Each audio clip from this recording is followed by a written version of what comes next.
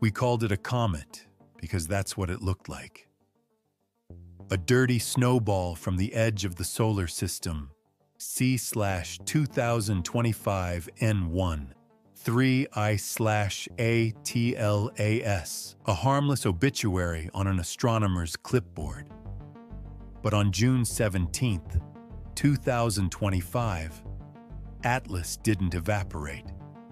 It opened.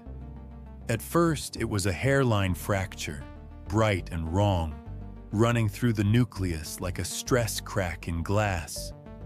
Then the ice peeled back in sheets, not shattering like rock, but separating like engineered layers, shedding a shell that had hidden it for years. And underneath, there was no rubble, no dust, no spinning shards. Just a shape the universe does not make by accident. A kilometers-wide object, sleek, matte black, absorbing sunlight like a wound in space. No windows, no lights, no exhaust. And the worst part? It was perfectly silent, even as the whole world watched it be born. Astronomers noticed it before governments did, because the first alarm wasn't visual, it was numerical. A TLAS trajectory began to disagree with gravity, not by much. A few kilometers, then a few more. The kind of deviation you blame on a software bug, a bad calibration, anything except the impossible.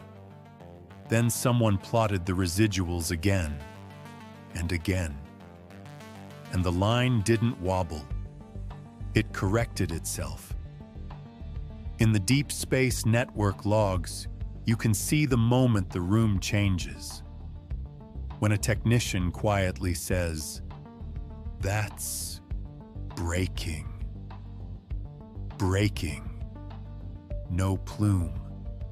No ion tail. No measurable outgassing. Just a smooth deceleration, as if Atlas had decided the sun was not its destination after all. NASA called ESA. ESA called JAXA. JAXA called everyone.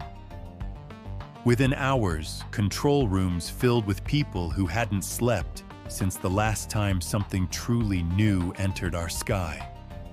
Screens flashed orbital solutions, red error bars, recalculated risk cones, and then the words no one wants to put into an official email. Artificial. Because nothing natural hits the brakes in deep space, and then turns toward Earth. Like it heard its name. It approached from the night side. A choice that could be coincidence, or courtesy, or strategy. When the object crossed inside lunar distance, every radar network on Earth tried to paint it. Most got nothing. Not stealth, worse. It was as if the signal hit it and fell inward. Optical telescopes did what radios couldn't. They watched starlight disappear behind a perfect curve. A silhouette too clean, too deliberate, too symmetrical to be a gift of chaos. At 3:11 UTC, the object executed its final maneuver. A controlled, impossible deceleration that should have torn it apart, or cooked it, or thrown off a signature we could recognize. Instead, it glided into high Earth orbit like a thought sliding into a mind. And then it stopped. No spin stabilization, no tumbling, just perfect stillness. A black mass hanging above our planet, larger than some cities, close enough to be seen by amateurs, and far enough to be unreachable by anything we could launch fast. A kilometer-wide artifact, parked above humanity like punctuation. Not a strike, Not a warning shot, a presence. There was no single moment the world panicked. It happened in waves. First, silence. A stunned, species-wide pause as millions watched the same live feeds and realized, we are not alone, and we are not in control. Then, everything at once. Cities filled with people staring upward like the sky had turned into a courtroom. Stock markets tripped their circuit breakers and never recovered that day. Some governments told their citizens it was a natural object. Others told them the truth.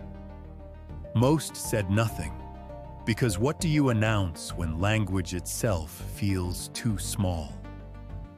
Religious gatherings swelled overnight, not in celebration, but in pleading.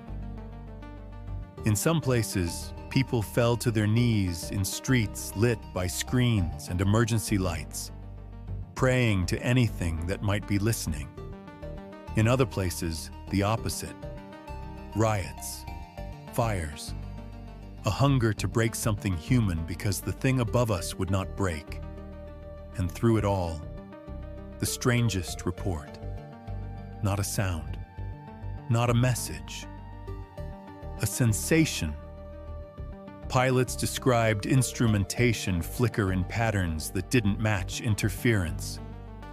Radio telescopes recorded broadband noise that wasn't noise.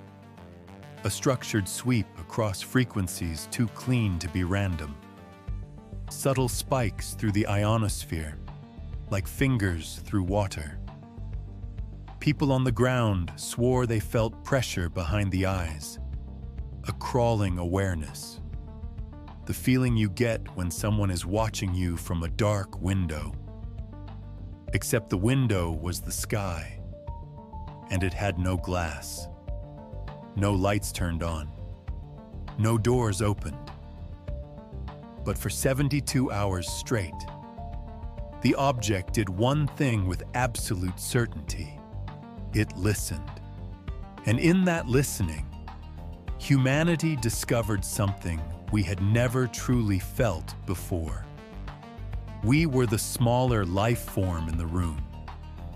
There's a theory in astrophysics and survival psychology that reads less like science and more like a confession. It's called the dark forest.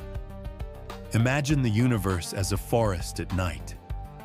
Every civilization a hunter with a flashlight off, hiding behind trees.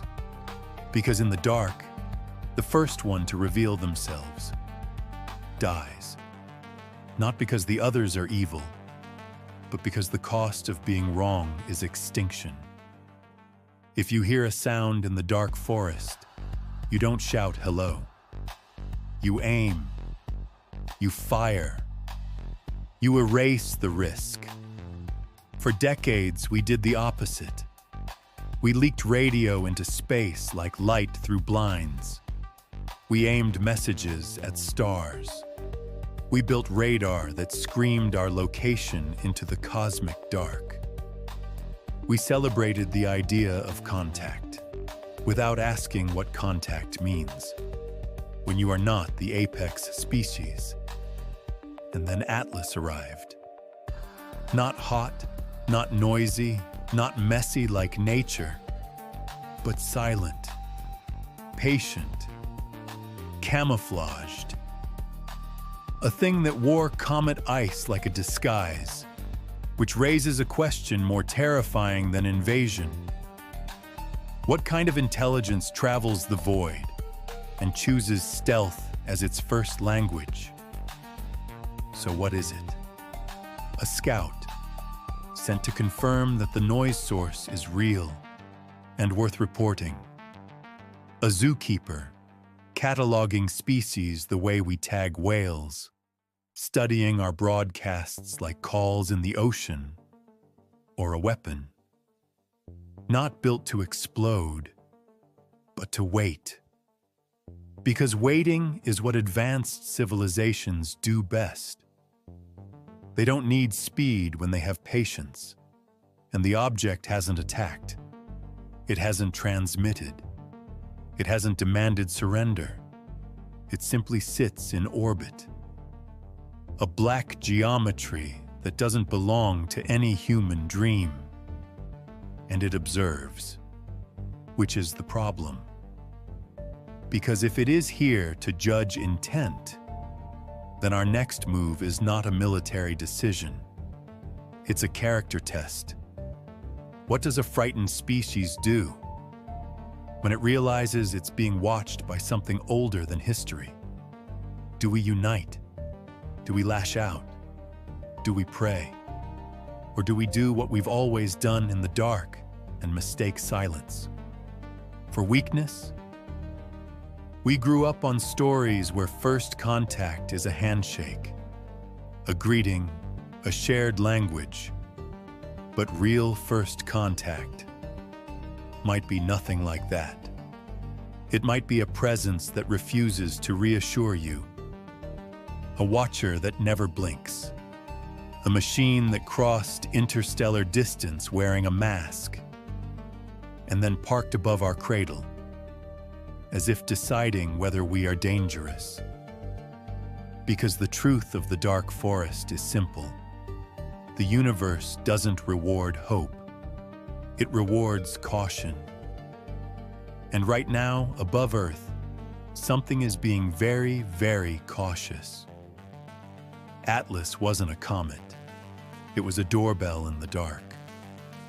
And the finger that pressed it is still outside, listening.